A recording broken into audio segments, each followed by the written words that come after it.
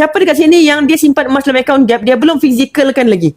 It's okay, itu pilihan masing-masing. Tapi kalau tanya saya, kalau tuan-puan mau dapat motivasi, rasa excitement, mau menabung lebih banyak, saya sarankan cuba letak target. Berapa target puan-puan untuk keluarkan emas daripada akaun Gap? Kalau kita cakap saya mau tunggu 50 gram, menabunglah sikit-sikit. Dan caranya adalah tuan-puan, bila kita menabung, pastikan kita buat calculation. Katakan kita cakap, okay, saya mau tunggu emas saya 50 gram baru saya mau keluarkan, sebab saya mau pegang seketul 50 gram macam ni, sedap sikit berbanding pegang 1 gram macam ni, tak ada feel. Katakanlah kita cakap kan, okay, tak ada masalah. Jadi berapa saya mau simpan setiap bulan? Kita kena buat kira-kira, baru kita rasa, ya Allah, biar betul. Apa maksud saya? Begini, katakanlah saya mau menabung 100 sebulan saja, saya mau tunggu 50 gram. Okay, 50 gram bahagi dengan 0.2 gram.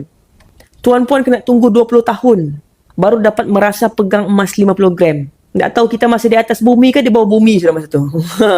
Jadi, saranan saya, tuan-puan start dengan item kecil dulu. Start dengan 1 dinar, okey. Jadi kalau 1 dinar ni, tuan-puan menabung 100, kita buat kira-kira 4.25, katakanlah kita ambil average harga hari ni. 100, 0.2 gram. Kita hanya perlukan setahun lebih.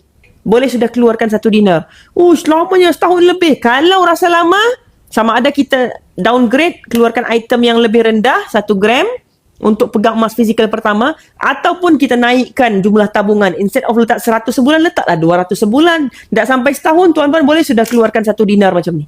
Katakan mau keluarkan 10 gram. Okay. Mau keluarkan 10 gram, kan, seketul.